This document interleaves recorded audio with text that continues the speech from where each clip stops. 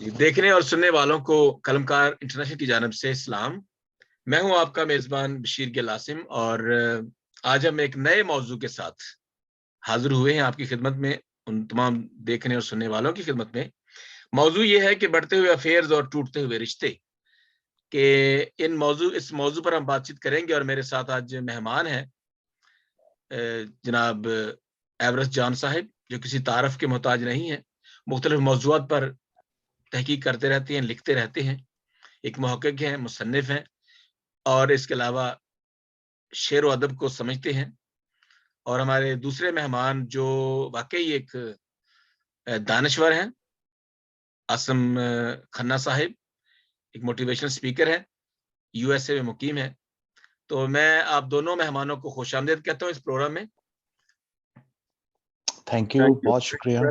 Thank you reverend Bashir. और ये आज का जो मौजू है वो बहुत ही मौके की मुनासबत से भी है। आज के हालात पर ये 3-4 हम देखते हैं अशरों में, ये ऐसे रिश्ते जो है वो ऐसे टूट फूट का शिकार हैं कि अब खानदानों का जो तस्वर है वो तकरीबन मसख हो रहा है, मसख हो गया है और मसख होता जा रहा है दिन ब दिन। तो हमें ये एहसास हुआ कि हम इस बात पर, इस मौजू पर गुफ्तगू करें। तो लोग कहते हैं कि जो रिश्ते होते हैं वो एक दूसरे का ख्याल रखने के लिए होते हैं, ना कि एक दूसरे को इस्तेमाल करने के लिए। इसके अलावा किसी ने कहा कि पुराने लोग समझदार थे, ताल्लुकात संभालते थे, फिर लोग प्रैक्टिकल हो गए और ताल्लुक से फायदा निकालने लगे, और अब लोग जो हैं वो बड़े प्रोफेशनल हैं, फायदा हो तो ताल्लुक रखते हैं। तो हमारा जो पहला जो मौजू है, जो पहला नुक्ता है आज के मौजू का, आज की सारी गुफ्तगू का, वो ये है कि बाइबल में एक आयत है जिसे खुदा ने जोड़ा है उसे इंसान जुदा ना करे। खुदा ने जोड़ा और इंसान जुदा ना करे, ये दो बातें हैं, इनकी वजाहत फरमाए। मैं चलता हूं सबसे पहले आसम खन्ना साहब से और फिर हम बात चलते हैं एवरेस्ट जॉन साहब के पास। जी खन्ना साहब। हाँ जी, पहले तो ये है कि जो इसमें आपने सही कहा कि दो बातें सामने आती हैं, खुदा का जोड़ना और इंसान का जुदा करना। पहले तो जो पहला फिक्रा है, लोग उस पे ही जो है ना वो इतना उसकी गहराई में नहीं पहुंचते। जरूरी नहीं है कि हर रिश्ता जो है उसको खुदा ने ही जोड़ा हो। मैं आपको इसकी एक मिसाल देता हूं कि एक बूढ़ा आदमी है, ठीक है, उसकी बेटी है या बेटा है, वो एक भट्टे पे काम कर रहा है, कर्जा चढ़ जाता है। अब वो मालिक कहता है कि हाँ भाई, ये तुम्हारी जो 16 साल की 15 साल की बेटी है, या तो इसकी शादी, ये मेरा दोस्त है 60 साल का, उसके साथ कर दो जी। तो वरना फिर ये है कि भी उसके कॉन्सिक्वेंसेस भुगतो। अब जब ये शादी हो जाती है तो मेरा सवाल ये है कि क्या वाकई इनको खुदा ने जोड़ा है? ठीक है, इसके अलावा बहुत सारी मजबूरियां, ये जो मुझे लफ्ज शायद सही तरह मैं ना बोल सकूं, वटे सटे की जो शादी होती है, बिल्कुल वो सही कहते है, हैं कि हाँ जी ठीक है, हाँ चूंकि हमने उनको बहन दी, अब उनकी बहन भी हमें चाहिए। या वो कहते हैं कि जी ये लड़की का लड़का कोई वो आ जाता है जिद पे कि हाँ भाई मुझे वो अपनी वो इस तरह भाभी की बहन पसंद है। तो वो बहुत कहते हैं कि नहीं भी उसकी फलां जगह पे ऑलरेडी मंगनी हो गई है या ये, वो कहता है कि नहीं जी नहीं, ये मेरी जिद है, मैंने ये करना ही है। मजबूरन वहां पे भी शादी हो जाती है। तो क्या इस जबरदस्ती के और मजबूरियों के निकाह को हम कह सकते हैं कि इसे खुदा ने जोड़ा है? तो एक ये मुआशरती तौर पर जो है वो ये एक सवाल उठता है और बहुत सारे लोग ये करते हैं। दूसरा है, इन्हें इंसान जुदा ना करे। इसका लोग आमतौर पे मतलब सिर्फ यही लेते हैं कि जी हाँ अगर तलाक हुई है तो फिर उन्हें इंसान जुदा करे। नहीं, जहनी तौर पर जो है लोगों को लोग सेपरेट करते हैं। इधर हमारे साथ ही रियासत है यूटा, वहां पे एक लड़की है, उसने शादी की। तो हुआ अब ये कि उसके अपने रिश्तेदार, अब शादी हो चुकी है, वो उसे वो पसंद भी है, वो दोनों अच्छी जिंदगी भी बसर कर रहे हैं। लेकिन वो देखने वाले कह रहे हैं ओ ये तुमने किधर शादी कर ली है, वो ये कैसा नजर आ रहा है, वो इसका तो नाक इस तरह का है। भाई उसे पसंद है, उसने उससे शादी कर ली है। अब आप उस लड़की के जहन में, उसके जीवन साथी के, जिसको पहले कहा जाता है जिन्हें खुदा ने जोड़ा है, अब उसके जहन में उसके बारे में गलत बातें डाली जा रही हैं। अब जरूरी नहीं है कि आप दो बंदों को टोटली अलग कर लें। ये जो इनिशियल काम है ना, जो उसकी राह हमवार करते हैं, उनकी हम आहंगी खत्म करते हैं, उनमें जहनी तौर पे फासले पैदा करते हैं, ये भी लोगों को जुदा करने के मुतरादिफ ही आता है। बिल्कुल, बिल्कुल सही। तो ये जनाब बिल्कुल सही है कि लोग जो हैं वो रिश्तों में दरारें डालते हैं। और जी एवरेस्ट साहब, ये जो वर्स है, ये आयत जो है, क्या आप इसका हवाला भी दे सकते हैं? और इनको अगर आप पढ़ दें जहां भी ये जो वर्स है, तो प्लीज ये हमारे नाजरीन के लिए और हमारे सामाइन के लिए बड़ा बेहतर होगा। जी thank you very much reverend Bashir और आसम भाई। वेलकम ये सर। जो वर्स जो है ना, ये जो वर्स जो है, ये खुदावंद यीशु मसीह का अपने जुबान से, अपने मुंह से निकले हुए अल्फाज हैं, इसलिए हमारे लिए बहुत अहमियत रखते हैं। जी इसका पस मंजर ये है कि फरीसी जो थे वो यीशु मसीह को कंपेयर करते थे, उसको टेस्ट करते थे कि शरीयत की जो अल्फाज हैं, शरीयत में जो कुछ लिखा हुआ है, यीशु उसको किस तरीके से इंटरप्रेट करता है। जी जी जी। तो फरीसी आए, यीशु उस वक्त यरदन पार मनादी कर रहा था, फरीसी उसके पास आए तो उन्होंने तलाक के मुतल्लिक यीशु से गुफ्तगू की कि बाइबल में तो जो कलाम जो है, मूसा की शरीयत तो कहते हैं कि तलाक जो है वो नहीं होनी चाहिए, लेकिन उसके बावजूद उस मूसा ने तलाक की इजाजत भी दी। और क्योंकि जब वो कहता है कि हालात अगर आपके ऐसे हो जाए तो आप तलाक दे सकते हो।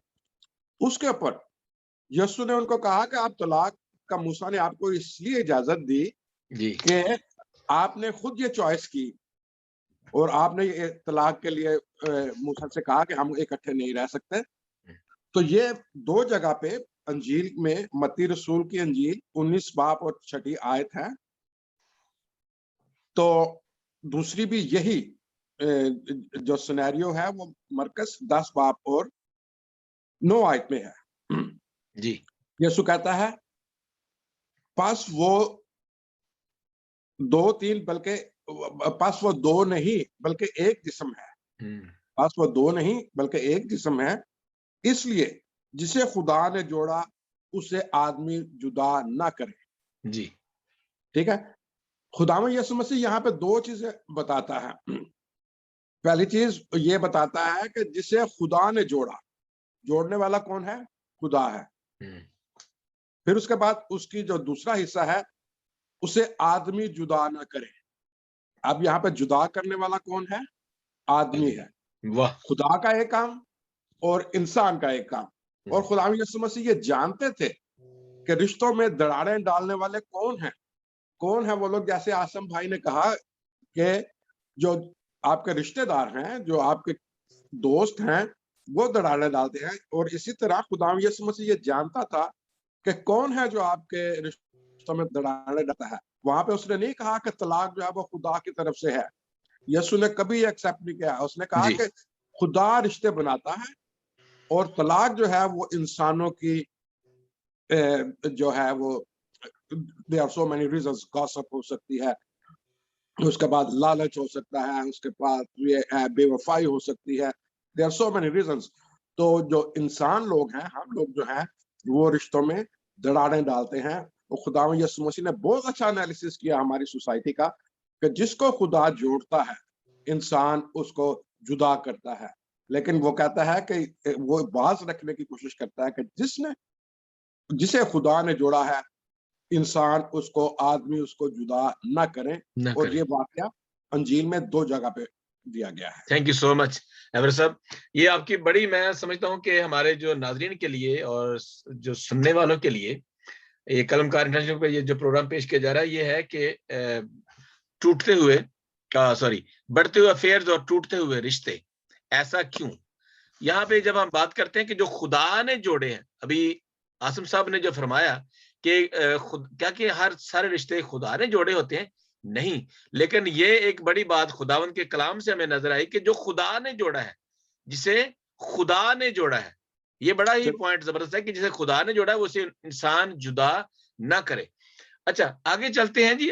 आसिम साहब, अजीजो कारब मियाँ बीवी के ताल्लुकात में कैसे हायल होते हैं? क्योंकि देखें, ये जो खुदा ने कहा, जैसे अभी आपने पहले सवाल के जवाब में भी बता दिया है, लेकिन हम इसको थोड़ा सा और डीप लेके चलें कि ये जो रिश्तों में दरारें आती हैं, खास तौर पर मियाँ बीवी के दरारों जब आ जाती हैं, इसके बाद एक नई नस्ल आती है, बच्चे पैदा होते हैं, वो बच्चों पर क्या असरात पर मरतब होते हैं और वो कैसा मुआशरा तरतीब देते हैं या कैसा मुआशरा बनता है, ये भी एक खतरनाक सूरत हाल है। ना कि सिर्फ पाकिस्तान में, बल्कि पूरी दुनिया में ये जो है ना, वो खानदान जो है वो टूट फूट का शिकार है। तो सवाल ये है कि अजीजो अकारब मियाँ बीवी के ताल्लुकात में कैसे हायल होते हैं? जो आपने पहले इशारा किया थोड़ा सा, अब थोड़ा सा और इसको जरा आगे लेके चलें, फिर हम एवरेस्ट साहब के पास चलते हैं जी। आसिम साहब। अच्छा, वो एवरेस्ट भाई ने बड़ी डिटेल, वो थैंक यू उसकी दे दी, बहुत खूबसूरत कहा बैकग्राउंड उन्होंने बता दिया। अब देखें, खुदा का जोड़ना जो है, जब शादी लोग आजकल होती हैं, मैंने ज्यादा शादियों में जिंदगी में शिरकत नहीं की, गिनती की मेरे ख्याल ये कुछ 4-5 में, और बाकी रिश्ते नाते होते हुए मैंने काफी लोगों के देखे हैं। एक मुकम्मल कारोबार नजर आता है। बिल्कुल सही बात। ठीक है, अभी शादी हुई नहीं होती, रिश्ते बन रहे होते हैं और लोग कारोबार अंदर लेके, खुदा का दूर दूर तक जो है ना, उसको याद भी नहीं करते कि अच्छा अभी घर से ये खानदान बैठ के बाइबल मुकद्दस पढ़ ले, ये घुटने हो जाए, हाथ उठा लें कि यार ये हम काम शुरू कर रहे हैं। ठीक है, ये नहीं होता। देखा जाता कि हाँ जी, कुछ चीजें जरूरी हैं, ठीक है भाई, लड़का पढ़ा लिखा होना चाहिए, साहिब रोजगार, टोटली अंडरस्टैंडेबल है ये चीज, लड़की के बारे में कुछ चीजें जरूरी हैं, लेकिन फिर ये आगे चला जाता है कि हाँ जी, क्या वो जहेज में कार दे रहे हैं, ठीक है, उन्होंने कोई प्लाट नाम किया है, ठीक है, इस तरह की बहुत सारी चीजें, जेवर कितना होगा भी, कुछ चीजें जरूरी हैं, आई अंडरस्टैंड। मैं ये नहीं कह रहा कि हाँ भी आप हर चीज को नजरअंदाज करें, लेकिन जब वो कारोबार की शक्ल में पहुंच जाता है ना, और उनमें से वो लोग जिन्होंने सिर्फ मेरा ख्याल शादी वाले दिन खाना खाने आना होता है और बाद में कभी जो है वो किसी दुख सुख में शामिल होना ही नहीं होता, वो ऐसे ऐसे कमर्शियल मशवरे देते हैं ना कि वो इस रिश्ते के बनने से बहुत पहले ही जो है ना वो दरारें डाल देते हैं। ठीक है, माँ को आके, बाप को, वो जी आप उधर गए थे भाई, मैं एक शादी टूटती हुई मैंने देखी कि उसकी रीजन आप सुन के तो हैरान हो जाएंगे जी जी। कि वो लड़की वालों ने बहुत खूबसूरत ना वो लड़के की माँ को सूट दिया, बहुत प्यारा, और एक उनकी कोई जो थी वो रिश्तेदार, वो कहती हैं जिन्होंने आपकी इंसल्ट कर दी है, तो वो बाप कह रहा है कि उन्होंने कह रहा है कि नहीं यार बहुत अच्छा सूट दिया, कह नहीं, उन्होंने जानबूझ के इसके साथ दुपट्टा नहीं लगाया, उन्होंने इसकी माँ की इज्जत नहीं रखी। आप देखें कि हमारे लोगों का सोचने का एंगल कहाँ पे पहुंचा हुआ है कि लोग इस चीज को देखते ही नहीं है। फिर जैसे मैंने पहले बात की थी, एक दफा शादी हो गई है, अब वो मियाँ बीवी का उनका मसला है, आप क्यों भी उसको कह रहे हैं वो ऐसा दिखता है। अच्छा, फिर दूसरी चीज जो होती है कि आप देखें कि मैं थोड़ा सा ओपनली बात करने लगा हूँ, शादी हो जाती है ना, तो ये इधर अमेरिका में कहते हैं कि ये हनीमून पीरियड है, ठीक है, भी लड़की लड़के ने टाइम स्पेंड करना है। अब वो बातचीत करते हैं, रात को जाग रहे होते हैं, ठीक है, 2 भी बज जाते हैं, 3 भी, अभी लोग खुद उससे गुजरे होते हैं, इन चीजों से, लड़के का माँ बाप इस चीज से गुजरे हुए होते हैं, लेकिन वो एक्सपेक्ट करते हैं कि लड़की 6 बजे उठ के चाय बनाए और लड़का सो रहा होता है। ठीक है, कुछ चीजें हैं जो बायोलॉजिकली लोग गुजरे होते हैं, लेकिन वो बड़े संगदिल हो जाते हैं। ठीक है भाई, ये मैं चैनल पे इतना ओपनली बात नहीं कर रहा कि ये वो दोनों एक तन है, ठीक है। वो जब एक तन होते हैं आगाज में, तो फिजिकली लड़की के लिए ये आसान नहीं होता। जो बाप हैं वो इस चीज को, इस दर्द को महसूस कर सकते हैं कि ये आसान नहीं होता। इंसान थकन के मराहल से गुजर रहा होता है, और बेटा सो रहा है, वो सुबह 10 बजे उठेगा, लेकिन वो जो बेचारी बहू आई है वो सुबह उठ के सबको खाना बना के दे। इनको थोड़ा सेंस इस्तेमाल कर ले, खास तौर पे माँ जो होती है, जो सास है, वो इस चीज को देख ले, ठीक है। ये बहुत सारे छोटे छोटे जो हैं ये फैक्टर्स हैं। प्रॉब्लम ये है कि हम इन पे बात नहीं करने चाहते, और बिल्कुल जब तक बात नहीं होती तब तक तरबियत नहीं हो सकती। बिल्कुल आप बिल्कुल सवाल उठाएंगे तो पता चलेगा कि हाँ जी ये मसला मौजूद है।